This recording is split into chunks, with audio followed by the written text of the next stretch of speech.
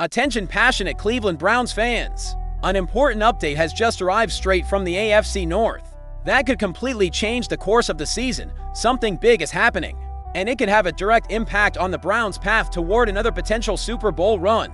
We're talking about a power shift within the division that could cause one of our main rivals to stumble badly in the coming years. But before that, if you're a true Cleveland Browns fan, subscribe to the channel to strengthen this passion even more. Show that you're also part of this family. Let's help each other get to 1,000 subscribers. Share this with your friends. Now then, let's get to the facts. The Browns are facing a quarterback battle that involves some experienced veterans and promising young players. The main contenders are Joe Flacco, a veteran with a Hall of Fame-worthy career, and a handful of young talents, including the much-talked-about Shedeur Sanders, who's been generating a lot of buzz during training camp. Now, it's important to understand that Sanders, despite all the hype, probably won't be the Week 1 starter. Why? Because it comes down to experience, familiarity, and the coaching staff's confidence in the current roster. Joe Flacco, with his track record and understanding of the offense, is currently seen as the favorite at least for the beginning of the season. Cleveland Browns rookie quarterback Shedeur Sanders is in the middle of a four-man competition for the starting job heading into the 2025 season, and it looks like he has a real shot at winning the role. During Wednesday's episode of Get Up, ESPN's Kimberly A. Martin reported that sources told her Sanders has a path to become the Browns' starting quarterback, ahead of veteran Joe Flacco, backup Kenny Pickett, and fellow rookie Dillon Gabriel. Listen, in that building, there are people who believe Shedeur can be the starter of this football team with 100% certainty. Martin said, ***, you said it's up to the Browns to put him in that situation, and it's also up to Shedeur to do the work. And talking to people in that building, they said he's absorbing everything like a sponge." Sanders surprisingly fell to the 5th round of the 2025 draft before being selected by the Browns. Gabriel was picked 2 rounds earlier, in the 3rd round. But Martin explained that Sanders' intangibles set him apart from his fellow rookie. In the quarterback rooms, talking to Flacco, trying to learn, and also, let's not forget, Dillon Gabriel. We spend a lot of time talking about Shedeur, but Dillon Gabriel is a guy who was drafted in the 3rd round. "A source told me he's everything you want in a quarterback. He's just small," Martin said. "If he were a little bit taller, a lot of people would look at Dillon Gabriel differently. At least that's how they feel in that building."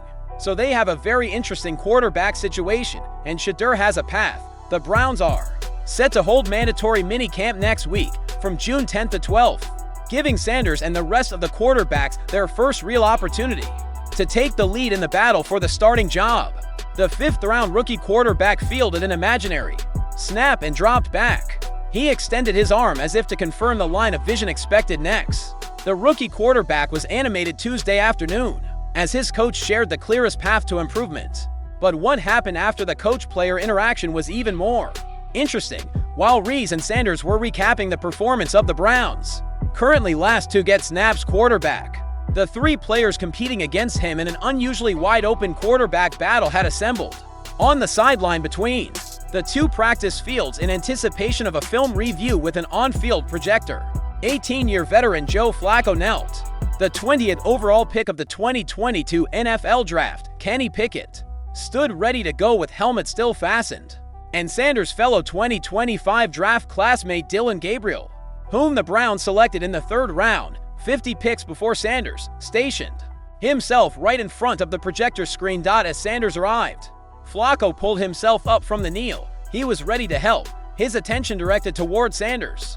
Flacco illustrated a wrist flick and a rollout, a drop back and a wind up. Coach-led film review was in motion, but why rely on just one voice to weigh in? Flacco, despite his recent insistence that as a competitor, he's not looking primarily to mentor, didn't leave the teaching to his coaches, and Sanders, despite already breaking down his latest reps with his coordinator, wasn't content to stop learning there.